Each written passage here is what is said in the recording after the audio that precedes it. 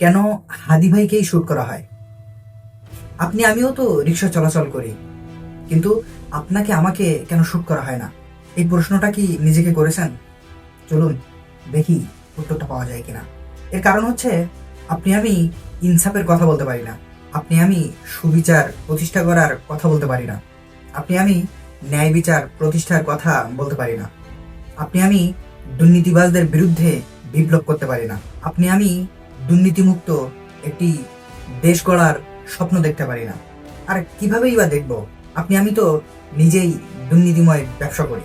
সমাজের সুদ ঘুষ তো আপনার আমার হাতেই লালিত পালিত। দেশের ধন সম্পদ লুটে পুটে খেয়ে আপনি আমি আমাদের সন্তানদেরকে বিশাল বুদ্ধিজীবী, বিশাল পিএইচডি হোল্ডার তৈরি করছি, অতঃপর বিদেশে তাদের প্রতিষ্ঠিত করছি। তাই যারা আমাদিগের এই উক্ত কার্যক্রম বন্ধ করবার চেষ্টা করবে, তাদের সবাইকে হাদি ভাইয়ের মতো বেহাল অবস্থা হবে। আর তাই আপনাকে আমাকে গুলি করা হয় না, গুলি করা হয় একজন লড়াকু যোদ্ধা হাদিকে।